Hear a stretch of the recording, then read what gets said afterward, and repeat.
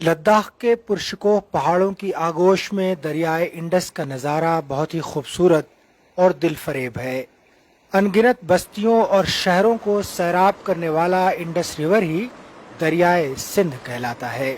चीन की कैलाश पहाड़ियों में मानसरोवर झील दरियाए सिंध का असल मंबा है, जहां साफ शफाफ चश्मों और बुलंद तरीन ग्लेशियर्स के पानियों से इसका आगाज होता है। पाकिस्तान का तवील तरीन दरियाए सिंध खित्ते लद्दाख की इन्हीं हसीन वादियों से बड़ी शान शौकत के साथ बहता हुआ गुजरता है और हजारों मील की मसाफत के बाद कराची पहुंचकर बुहैरे अरब में जम होता है। ये इंडस रिवर आगे चल के तकरीबन यहाँ से 25-30 किलोमीटर के फासले पे जाएंगे तो ज़ंस्कार एक दरिया है, उसमें इसका संगम होता है और फिर इन दोनों दरियाओं का संगम एक बन के बहता है गिलगित बल्तिस्तान की तरफ। हम आपको अब यहाँ से जो है ज़ंस्कार के संगम पे ले चलेंगे और फिर आपको बताएंगे कि यहाँ से कैसे अपनी जो दरियाए सिंध है वो अपनी ताकत पकड़ता है। लद्दाख की मरकजी पहाड़ी सिलसिलों के दरमियान से गुजरने वाला दरियाए इंडस एशिया के तवील तरीन दरियाओं में से एक है। रास्ते में पड़ने वाले तमाम नदी नालों को ये अपने आप में समोते हुए चलता है। ये लद्दाख की वादी ज़ंस्कार है। दरियाए सिंध यहाँ दरियाए ज़ंस्कार से मिलता है, जिसका पानी कदरे मटियाला है।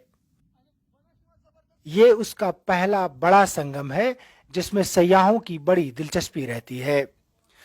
ज़ंस्कार संगम के नाम से मारूफ ये मकाम राफ्टिंग के लिए भी मशहूर है। कहा जाता है कि राफ्टिंग के लिए ये दुनिया का बुलंद तरीन मकाम है।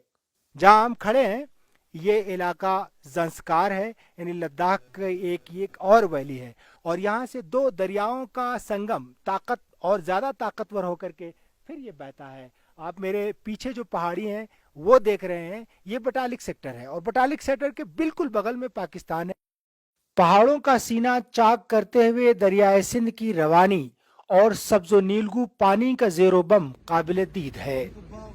दरियाए सिंध में हर बरस दरियाए नील से दोगुना पानी बहता है। बटालिक सेक्टर के आलीशान पहाड़ों के दरमियान भी इसकी शानदार रवानी देखने के लायक है। लद्दाख के बेशतर इलाकों में ये पहाड़ों के बीच से गुजरता है, ताहम पाकिस्तान में ये ज्यादातर मैदानी इलाकों में बहता है। जुनूबी एशिया की कदीम सकाफतों में दरियाए सिंध का जिक्र बड़ी आन बान के साथ हुआ है। कहा जाता है कि जमीन की सैराबी के साथ ही इसकी आगोश में लालो गोहर भी पैवस्ता है। इस वक्त हम बटालिक सेक्टर में हैं और मेरे पीछे जो दरिया बह रहा है और जो पहाड़ है, पहाड़ के बिल्कुल पीछे पाकिस्तान है, ये समझ लीजिए।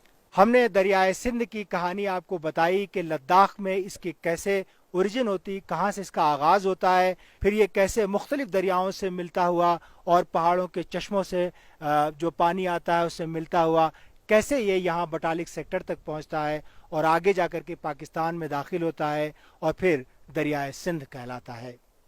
Salahuddin Jain, DW news, Batalik sector, Kargil.